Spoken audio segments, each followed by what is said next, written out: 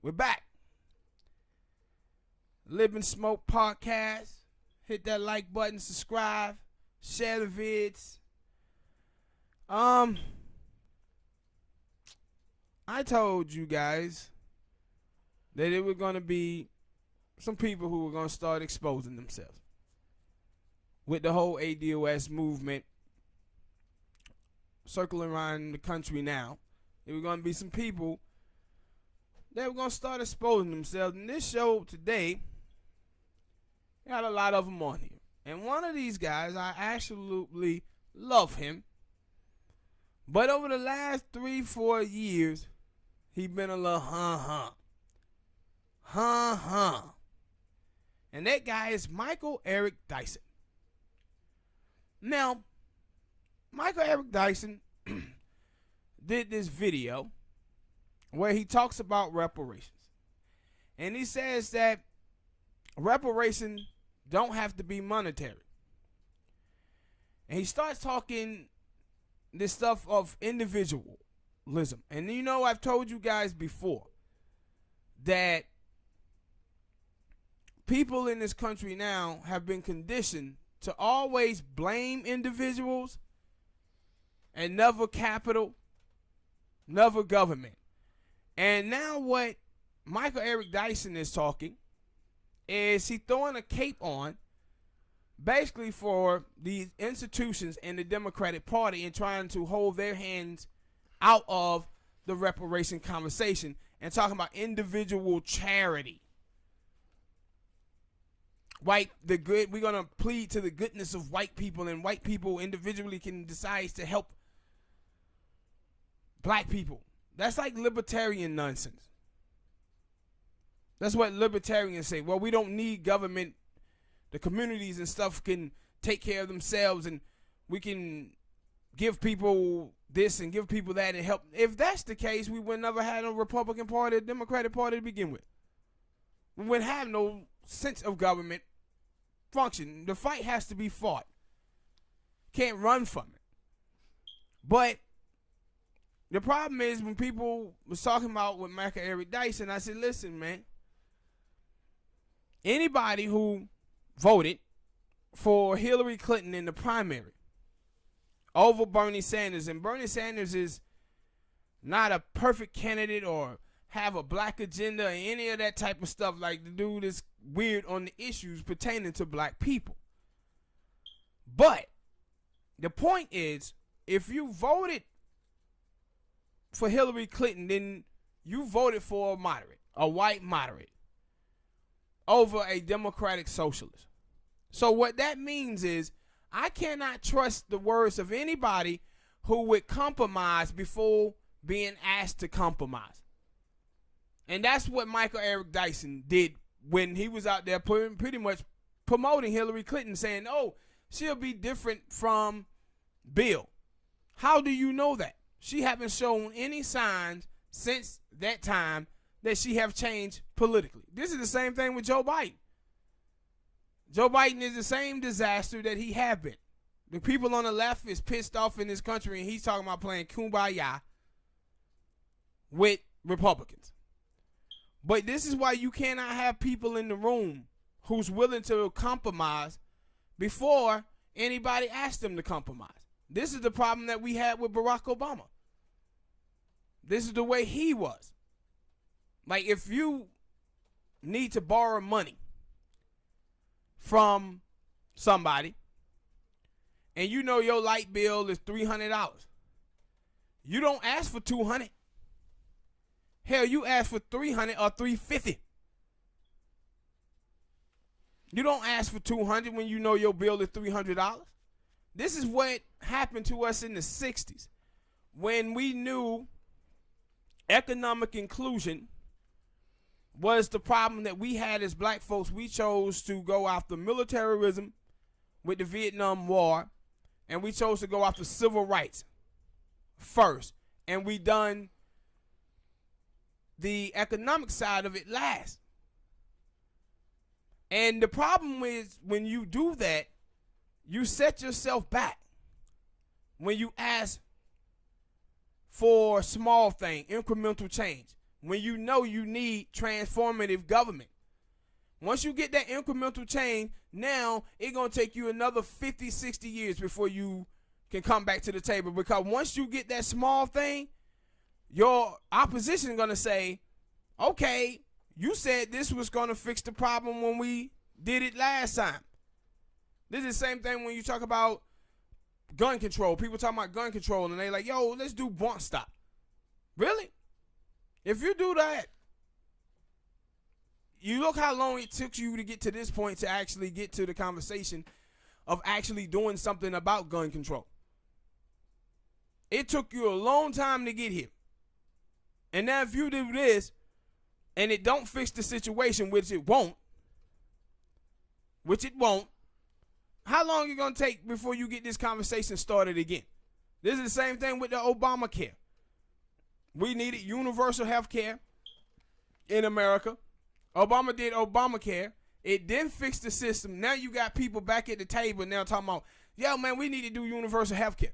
This is why when you spend the political capital, you have to get the whole bag. You can't come back here with 25%.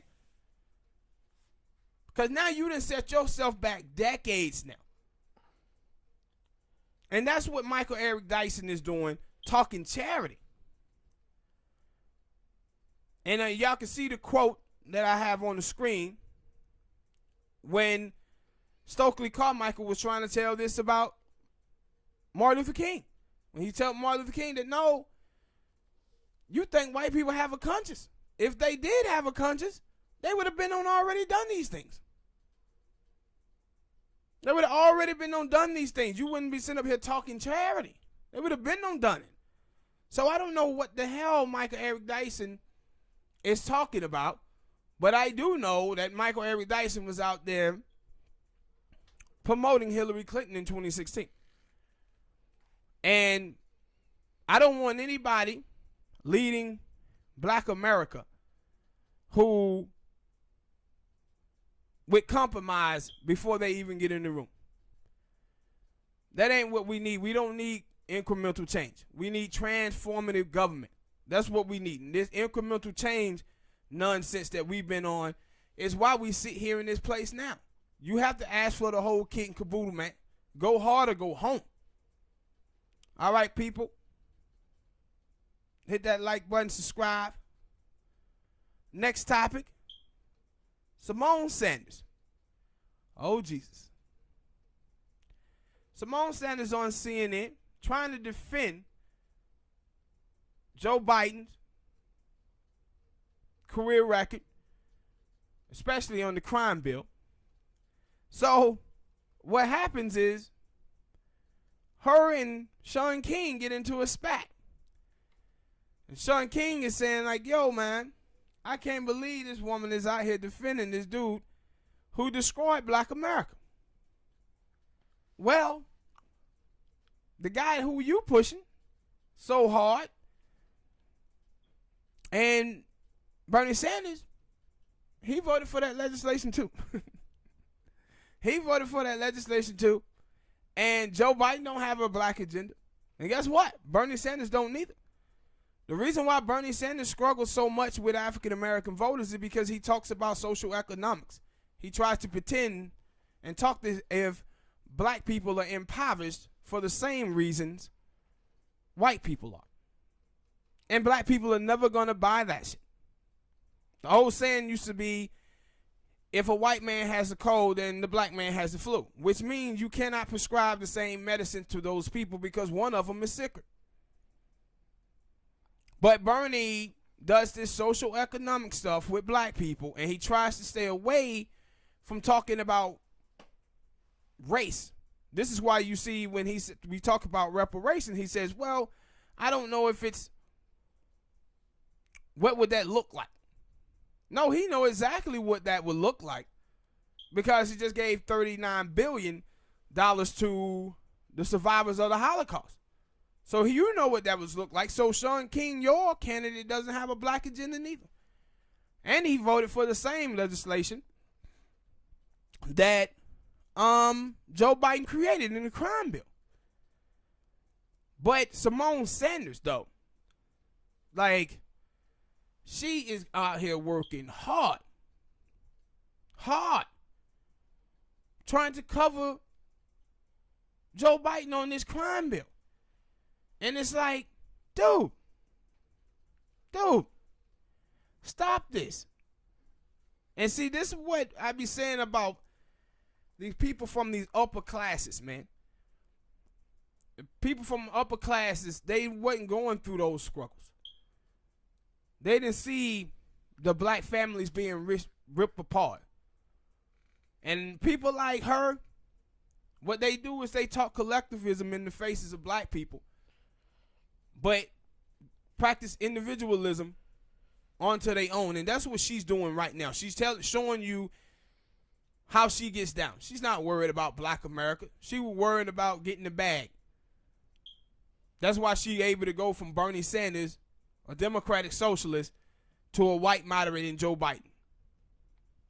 Because she's worrying about the bag for herself, not black America at all. But to just see her and Shaun King go back and forth about this is amazing to me. It's like, man, now, if you're doing lesser evil, if that's what you're doing, yeah, Bernie Sanders is better than Joe Biden. But it's just like Malcolm X said back in the day, when he said if you put up LBJ to Barry Goldwater, hell yeah, LBJ look good. Because Barry Goldwater is a disaster, but it doesn't tell you that LBJ is great. They tell you that he better than Barry Goldwater. And the thing with Shaun King is out here retweeting David Sirota. David Sirota is one of the lead guys on the Bernie Sanders campaign. Well, David Sirota also worked for a candidate years ago and used racism against the black candidate to get white people, specifically white moderates, to not vote for the black man in that race. So when you talk about Simone Sanders supporting Joe Biden, who destroyed black America, the candidate that you're running was okay with putting David Sirota as the lead, one of the lead people in this campaign.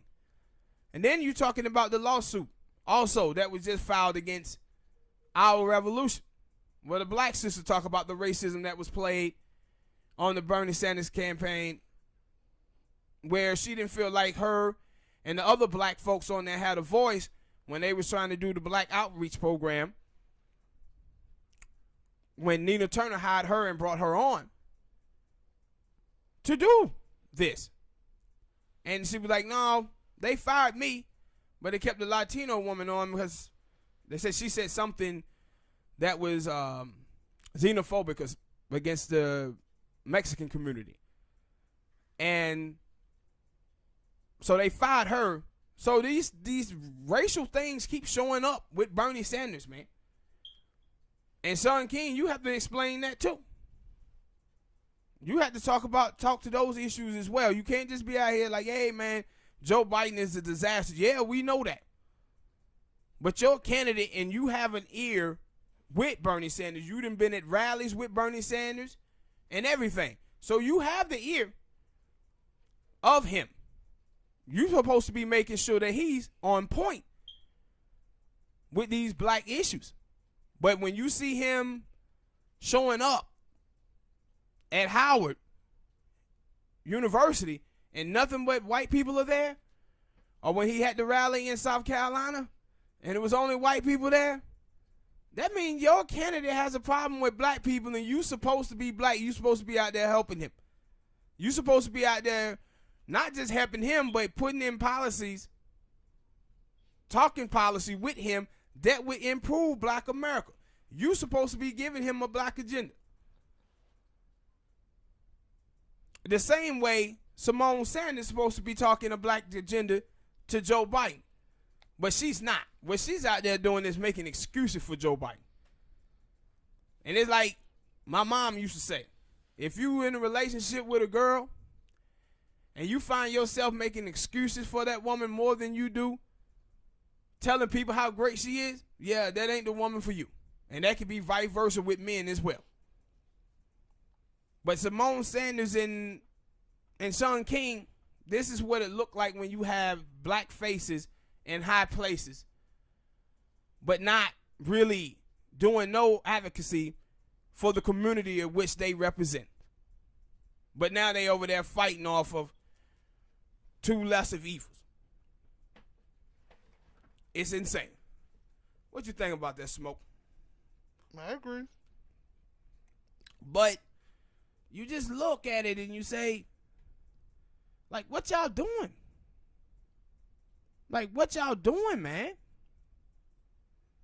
And next topic, I'm going to get into some of these other folks out here who's pulling these same stunts out here now. But, man, we got to get better out here, man. This thing has to be black first. Had to be black first. It can't be this foolishness that y'all are on. Next topic. Jemele Hill.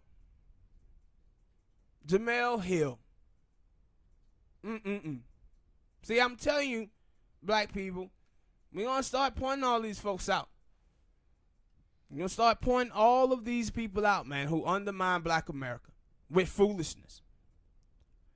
So Jemele Hill, she puts this tweets out. And it says, Biden wrote the crime bill that essentially exploded mass incarceration. It took him 30 years to apologize for degrading Anita Hill. He doesn't believe in legalizing marijuana and thinks it's a gateway drug. But yes, let's continue with this. Kamala Harris is a cop trope. See, this is what I be talking about when I talk about black feminists. And that's what Jemele Hill is. What Jemele Hill just told you is that she don't have a problem with black people, black women specifically, destroying black people. She just have a problem with a white man doing it. Now, Kamala Harris is a disaster. Joe Biden is a disaster. We have 20-some candidates in this race. We do not have to pick the ones who we know are disastrous between her. But she's trying to tell you, just because Kamala Harris is a black woman, she willing to ride on this train. I ain't another black woman in the race? No, not really. No. Tulsi Gabbard, she's Hawaiian. But she's all over this. And you remember, I did a video while I was thinking about it. I might didn't do it. Where Jemele Hill was also trying to set up her little plot again. Is attacking black men, because this is what Jemele Hill loves to do, if y'all guys don't know this. She's one of those dudes who was out there retweeting, talking about black men are the white supremacists of the black community. She was one of those chicks who was pushing that narrative. Always has something to say regarding black men. But these are the women that I be telling you guys about who are putting their gender ahead of their race. And that's what she's doing here. Like Kamala Harris' record amongst black people and what she was doing when she was the DA out there in California was disastrous for the ADOS community. Jemele don't care. The only thing she's caring about is she's a black woman. But Joe Biden, we should hold him accountable for what he did to black women. Well, we got to hold Kamala Harris accountable for what she did to black women with the truancy program. We got to hold her accountable for not prosecuting the cops out there in California when the judges were telling her she should for killing African-American men. Or the Huber life story that we documented and did a video on. But she's telling you, nah, let's just hold black men accountable. Let's hold white men accountable. But let's vote for the black woman who record looked like something out of Jeff Sessions collection or something. Because that's what Kamala Harris is. She's like the female Jeff Sessions. But Jamel telling us that we got to pick and choose between Joe Biden and Kamala Harris. I don't want to vote for now one of them. And I'm not going to vote for now one of them. But this is the foolishness that these people keep putting out here, man. And I said, this is who the Atlantic. Colts walk away from the Atlantic. And who they get to replace him? Jemele Hill. They get her to replace him. And she over there writing foolish columns. This is a woman who also was talking about with the Nipsey Hussle situation. Talking about we don't want to face the fact that this is about male toxic masculinity. That's what she was doing with that. Not the poverty. Not the 244 years of slavery, Jim Crow, that has black men out here in an economic oppressed state. Not counterpro with the FBI pitting Black Panthers and Black Rangers against each other, which created the Bloods and Crips in the first place. No, it's toxic masculinity. Black men and they toxic masculinity. But if you know what, if we ever had a race war in the United States of America, all of those black women now would be out there talking about depending on that toxic masculinity to save their asses. You can't tell black men that they have toxic masculinity and then also be saying black men don't protect you. This is what we have in society now, where we have all of these soft dudes out here. A lot of these women out here won't be satisfied until black men are gay dudes who like women. Like, that's what they want black men to be. Gay dudes who like women. Soft. So would we try? Huh? So we would be try? What do you mean by that? Trisexual, fool. Trisexual, bisexual, like men and women. No, I'm saying they want dudes to be emotional. They want men to be into their feelings and stuff like that. And see, this is the type of stuff where you see girls be trying to get men to put on their underwear, put on makeup, and then when men don't, they try to shame men masculinity. You guys are just too masculine. You too tough. No, the dude don't want to dress up like a woman. He don't want to dress up like a woman. That's it. Don't say nothing about his masculinity. He just don't want to dress up like a woman. Why? Because he's not a woman. Make perfect sense. But when you see this stuff from her, it's like, come on, man. Talking about, oh, Kamala Harris is a cop. He was a prosecutor. Worked hand in hand with the police department out there in California. She's a cop. But she's on this putting her gender ahead of her race. That's what you see from Kamala Harris. Kamala Harris and with Jemele. They put their gender ahead of their race. And we as black people, we can't continue to do this. All right, people, hit that like button, subscribe, share the vid. Next topic, Jonathan Capehart. Oh, Jonathan Capehart. He's another one. He's another one of these people who put his sexual orientation ahead of his race.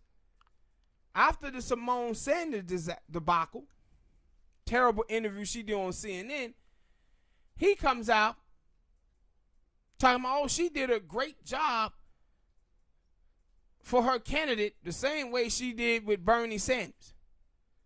This is amazing because he put that Bernie Sanders thing in there to try to hide his intentions. What he's trying to do is push Joe Biden. How I know that? Because he was out there in 26 pushing Hillary Clinton and writing hit pieces in the Washington Post against Bernie Sanders. Now, to say that Simone Sanders was effective for Bernie Sanders, then why did Bernie Sanders didn't get any black vote? That means she wasn't effective. And then she left the campaign. She didn't even finish the campaign. She left it. She wasn't effective at all. And if you watch that interview with her on CNN, she was disastrous in that interview. And she knew she was too when she kept saying, oh, y'all just got to wait. I'm telling you, we're going to put out some policies and everything is going to be great and y'all just have to wait on it. No, that's someone who know that they was losing in that interview, not someone who was doing well. But Jonathan Capehart in 2016 was throwing his cape on for Hillary Clinton so hard, and the reason why he was, and he didn't disclose this to the people, is that his boyfriend was working on the Hillary Clinton campaign. And so when his boyfriend was working on the campaign, he was out there slandering Bernie Sanders without telling the people that he had a bias. He had a out and open bias against Bernie because your boyfriend worked for Hillary, dude. And he's one of these people that you constantly see who have been indoctrinated by the mainstream media and the Democratic Party that incremental change and being pragmatic is the way to improve Black America. So he's out there trying to talk up Simone Sanders for pushing this nonsense with Joe Biden. And this is a problem. This is a major problem for us as black people. And because these are the people who are in the media representing us. These people are all about tribalism for the Democratic Party. We have a huge problem in Black America today. And that problem is people putting their gender over their race, their sexual orientation over their race, and putting the Democratic Party over their race. This is why we are in this hole. Like I said before, white people are the reason why we as black people are oppressed. These boulets are the reason why we stay there. They're the reason why we stay there. With this type of foolishness right here. Talking about she was effective. No, she wasn't. You can't defend Joe Biden's record at all. His record is terrible. It ain't no defending it. Ain't no putting makeup on it. One old man once said, son, you can't polish a turd. And you can't polish a turd, and that's what Joe Biden is. His record is he's a piece of shit. Let's be honest about this. And you cannot polish a turd, but she's out there trying. And he out here co-signing it with her. Because this is the dude who he wants to win too, on the low. These people are all about beating Trump. They're not about their people. They're not about their race at all. Just beating Trump, and everything gonna go back to normal. See, they living good lives. He over there getting them Washington Post checks. He ain't worrying about Black America at all. These people are insulted or offended by Trump racist rhetoric. And they just wanted to go back to normal. Obama normal. Bill Clinton normal. Jimmy Carter normal. And on all of those things, one thing was consistent on all of those administrations. You know what that was? Black failure. Black failure. But they don't care nothing about that. But we going to keep holding y'all accountable, pointing out this foolery that y'all keep doing. Y'all can't keep representing our race, man, and doing these things. Hit that like button, people. Subscribe. Next topic. Obama, Howard speech versus Robert Smith. Now, Robert Smith, this black billionaire, gave the commencement speech at Morehouse University. It's all black male college. and he pledged $40 million to pay for the college debt, to give those brothers a clean cut, going forward without having all this college debt. Now, when Obama gave the speech at Howard, it was no more excuses. Pull yourself up by your bootstrap. This is someone, man, when you look at Obama's speech was a speech of, this is your fault. The reason why you in the hole that you in is on you. See, growing up, our parents would always tell us, man, that we as black people, we had to work 5 times harder than white people to achieve 25% of what white people achieve. And when you look at Obama's speech, that's what his speech was telling those black men. This is you basically accepting second-class citizenship. And they're saying, hey, we got to make do out of it. No, people going to keep working hard and doing their thing anyway, because this is what life is about. But you must work every single day to make things better. You can't just accept that things are the way that they are and say, hey, man, we got to do what we got to do. No, we're going to do what we got to do anyway, but we still got to fight to make things better. Now you see with Robert Smith, he understands this. He understands that, college education will not be good or as good for African Americans as it is for white people if they bog down in all of this debt. So he went in and paid $40 million to wipe clean the debt of those African American brothers at their school. That's what leadership looked like. That's what leadership looked like. But contrast those two speeches, man, and you will see one dude who's good for black America and another who's not, or who wasn't. And another thing I want to talk about with the Robert Smith speech and his pledge is what happened on the internet after that. And you know what you've seen? Black women hating hard on this pledge. Hating on it. And I seen this sister, and she tweeted out something, and it was amazing because I've been talking about this for a long time with some of these black feminist women. And she says, I get on the internet. She said, before I get on the internet, I see that Robert Smith made this pledge for the young black kings at Morehouse University. And she said, I was so elated that I shed a tear. But she said, as soon as I get on the internet, that happiness would turn to anger. And she said, the reason why is that I see black women on here hating on this man Good Deed,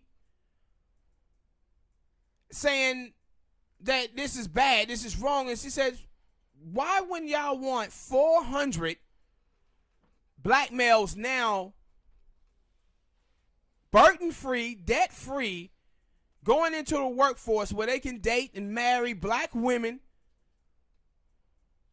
and help uplift the community and be new role models in the community without have to worry about all of this debt and have their economic power being brought down because of all the college debt? Why would y'all be hating on that? But then the young sister, she says, but when I watch black women, she said, I see, they telling me why. She said, they see black men as their competition. And they want black men to be at the bottom. Therefore, it makes them feel good. Yes, that is it. This tweet that I saw from this black girl yesterday that talks about mass incarceration and the drug war made it where black women now have to date down. I'm like, how come you never hear any race of women talk about dating down? Why when you hear people talk about dating down, it's black women? When they talk about love don't pay the bills, I can't find a suitable partner, I'm not dating down, it's always black women, and black women are the brokest women in the United States, right with us. Like, how can you think that you better than your men when you broke just like them and come from the same lineage that they come from? I'm not dating down. You already down. And people keep asking, like, yo, what's wrong with the black family? This is part of it. Where love is not included, where we have black women who out here hating on any progress that black males have. Like, if you remember when the Black Lives Matter movement first got going, they was hating on that, talking about it talks too much about black men. When nobody ever said anything about black men or black women, black men just happen to be getting shot way more than black women are. It's like 356 black men on average, I think the last 4 years, been shot and killed by the police, while 11 black women get killed. So, of course, they're going to focus on the majority. But they was hating on that. They was hating on the Brothers Keeper program that Barack Obama had created. He never funded it, but he did have a thought of it. He never funded it, but he thought of it. But they was hating on that too. And I was like, yo, to the black women out there who think like this, black men are not your enemy. Black men are not your enemy. You don't supposed to be out here trying to compete against black men. Especially, and when you look at this, when you see these type of things, you have to look at it, the overall view of America. Like, black women are the least sought out women on dating websites. Black dudes, you constantly criticizing black dudes for dating outside of their race. They don't be seen to have a problem dating outside of their race. While you up here thinking black men are your enemies, and then you out here amping up white men. It's amazing. Black men are the white supremacists of the black neighborhood, but then you see these same black women talking about how they want to date Brad because Brad got some money. If we are the white supremacy of the black community, then white dudes is terrible, right? You saying that white dudes are terrible, but you still want them. This is about money. But they want black dudes to be at the bottom because it makes them feel good about themselves. And see, this is the thing that I was telling you a while back about LBJ and what the Southern strategy was all about. The Southern strategy was all about making white people feel like they was exceptional. If you make white people feel like they're exceptional, then they'll start looking down on blacks and Mexicans and blaming those people problems all on them. And that's how you create the bootstrapping mentality. So now what you have is you give people somebody to look down upon, and you got them.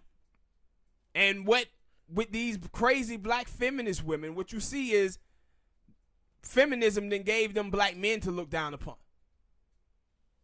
So the most of their stuff is talking about black men, not the system of white supremacy that had put black men in a terrible state of mass incarceration,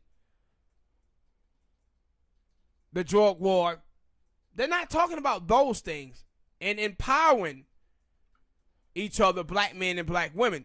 This is why when you go online and you tweet out black love and black family, the people who give you the most anger is black people. How the hell you hate a black family and you come from one? A lot of them didn't come from a black family. They came from single mothers. I'm just gonna say yeah, that Like they must not have brothers or yeah, they must not have a brother or they just think that yo, when I have a kid, it's gonna be a woman, be a girl. So like, you can't have those views if you got a brother or if you have a son and it's a boy. At least that's my view. That I No, can't you're feel. correct. I can't. I don't know. These people are retarded. I ain't mean to say that, but yeah, I did. They retarded. Fuck it. Yeah, because and you 100% correct. If you have a kid, a black woman have a kid, it gonna be a little black girl or a little black boy. How do you see black men as your competition, man? That you being competitive about? You know why?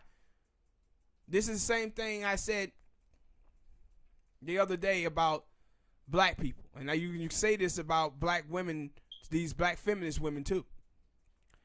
Black people understand that America is screwing them over and fucking them over. Black people want to stay in a delusional state about this. Why? Because if they had to face the truth, that means they would have to do something about it.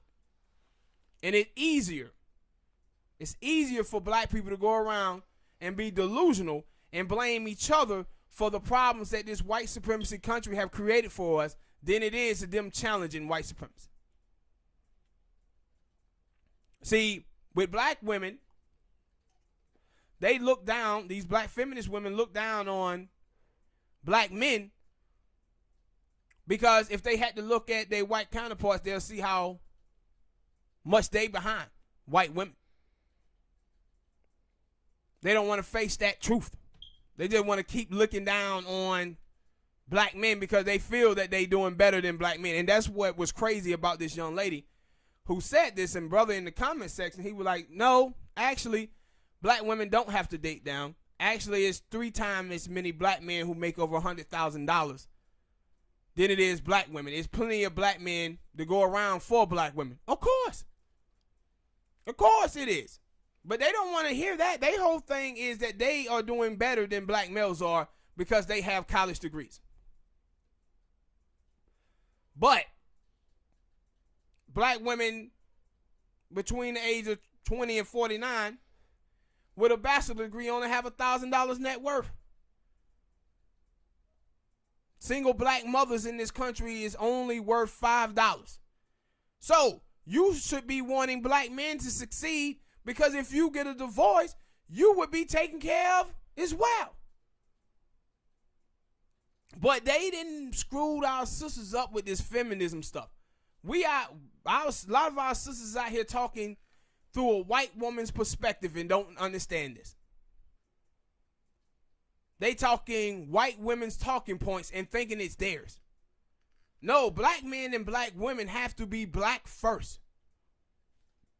Your place in this country is about your race. It's not about your gender or your sexual orientation. And it was a young sister transgender that got killed. You guys probably seen this. It was a video. It was a video about a month ago where she got jumped by these dudes. And then yesterday they found her shot and killed. These people in the gay community, in the black gay community, they are so typical. Like, you know exactly what is going to be said once you read this story. And it's going to be about homophobia in the black community. That's what they're going to talk about. These are people, like I said, who put their sexual orientation ahead of their race. You have a whole Republican Party that hates gay people. Vote against them every single time. But what you see from gay black folk, they just want to talk about homophobic thoughts and actions from the black community. And what they're doing is stigmatizing us as being homophobic when you have a whole political party of white folks who are homophobic. But the racism that goes on in the white gay community, you would never hear gay black people talk about that at all. At all. The same thing when you watch black women and the racism of white women. You never see feminist women talking about the racism that goes on amongst white women. That every time the police is being called on black dudes and black women in this country, it's always white women who are doing the calling. And this is a problem in our race. When you look at young lady who was killed, the transgender that was killed, I don't know what happened. Only thing I saw was a video of a dude fighting a dude. I don't know if it was homophobic or what. They don't know if it was homophobic. But just because it was straight black men or men who looked at straight, they all of a sudden jump into this straight black men suck. Straight black men are trash. Straight black men is weak as link.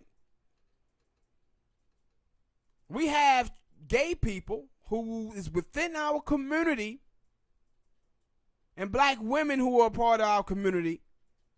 And a lot of them are our enemies. And that's what this black girl, she says. She said, I come to the realization that black men, they don't trust us. And rightfully so. Yes. Yes. And these blogs, like the website like The Root, and these places, they be putting these type of black people in the mainstream to peddle this nonsense to black America. And what they're doing is focusing on individuals and allowing capital and these institutions and the Democratic Party to escape. We ain't going to get anywhere like this, focusing on individuals. Like I said, if Martin Luther King Jr. would have went to the South and started focusing on individual stores that had no colors allowed, he'll still be there now. You have to get the system, the institutions, to protect the people. Going after individuals, you're going to be here all day. So with the transgender community and in black America, no, you're going to have to fight for tougher laws or whatever against transgender community. For you to do that, you're going to have to hold the Democratic Party accountable to do that. You don't know how to do that. Because y'all just want to sit around and talk about who called you a sissy. Or who called you a faggot. That stuff is life, social norms that needs to change within the community, not politics. This shouldn't be overriding our politics. Our politics must be focused on policy and not your feelings. But now we have women and men who's in our community who want to do accountability politics. That's why people rail against y'all, because you're annoying. The stuff that you talking about will not improve black America whatsoever. You worrying about your feelings. And we worrying about policy. Next topic. Did you guys know that Jesus was for reparations? Yep. And you know Jesus, that's God's son. And Jesus was doing the work of God. Well, in Luke 19, it was a tax collector. And Jesus had a conversation with him, and he told him that, hey, for you to get right with the people of God and God, you must first pay reparations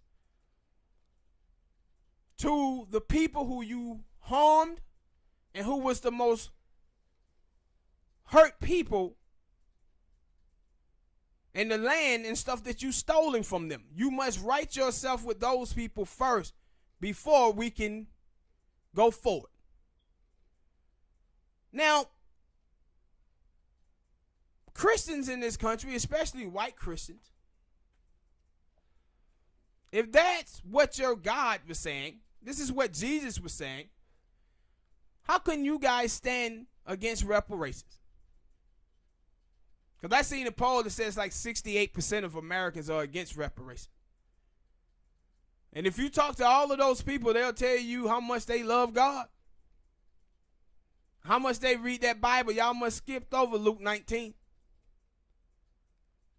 They skipped over a lot of things. Yeah, they skipped over a lot of things. Also the part where, you know, God was like the biggest socialist known to man, where he talks about in the Bible how the rich should give all of their valuables to the poor. Also how he says in the Bible that a poor person will walk into heaven while a rich person will have a hard time getting in. And see, this is the stuff we have to start doing, ADOS family. All of these people out here are calling themselves Christians, and they look up to God and they keep God first and all of this. We must start holding these people accountable to God's words, to Jesus' words.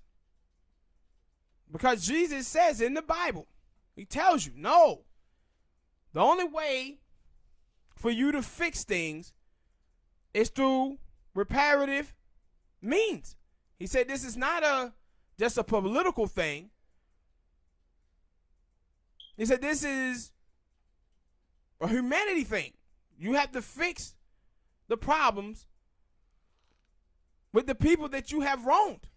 That's the only way you can get back good, in good graces with God. And that's when you talk about this country, 244 years of slavery and 100 years of Jim Crow. America shouldn't just be able to get back in the good graces of black people and not doing anything to do so.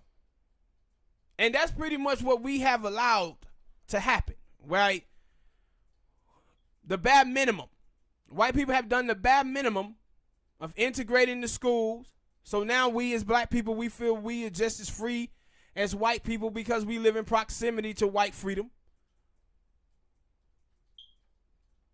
And we dating interracially, making white people feel that, no, everything is good.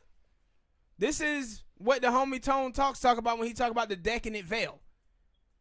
And he says, well, I believe these black folks are covering up the suffering of black America. No, that's partially true. We are covering it up. But the thing is a lot of stuff that didn't happen in this country we don't want to admit, but black people have forgiven white people for this stuff. They have forgiven them for slavery, Jim Crow. And one of the main reasons why they have is because white people then got black people, the oppressed, to blame themselves for the oppression. That's why they was talking about these old people. Old black people. Seen this thing where they would say old black people is down with Joe Biden. I said no, because if you go through the 80s and 90s, the crime and stuff that was happening, black people wasn't blaming the mass incarceration. They was blaming black people. Boot scrapping talk. That's where Obama got that nonsense from. The black pastors and stuff was amping the 94 drug bill. I said the truth of the matter is a lot of us black people, we see ourselves through a racist white lens. That's how we see ourselves. Because they have gotten the oppressed to blame themselves for the oppression that they live. And we don't know no better. We don't know no better. But like Jesus said to Zacchaeus in the Bible, you have to write your own to get in the good graces of God. You can't just be coming over here trying to collect debt without writing your own. This could be basically Jesus talking to the Republican Party and the Democratic Party, telling them, listen, you can't be come here asking black people for their vote when you haven't righted the wrong of slavery, of Jim Crow. That's basically what he did in Luke 19 when he was talking to this debt collector. How do you come over here asking these people for money when you haven't given them back what you stolen? How come you can do that? No, you have to fix the wrong. Then you are on the side of God. And that's exactly what the ADOS community is trying to do now. America has to fix its wrong that it have done to black America. And we cannot be out here selling for incremental change. We can't be out here talking about, yeah, let's be pragmatic. Michael Eric Dyson talk about white charity. We have to ask for the whole kit caboodle, and we have to start holding these white Christians to their beliefs. Well, if you believe in God, then God and Jesus, then you're supposed to be on this reparation train right along with us and right your wrong. All right, people, thank you for listening. Hit that like button, subscribe, share the video, and we'll see y'all next time. Peace.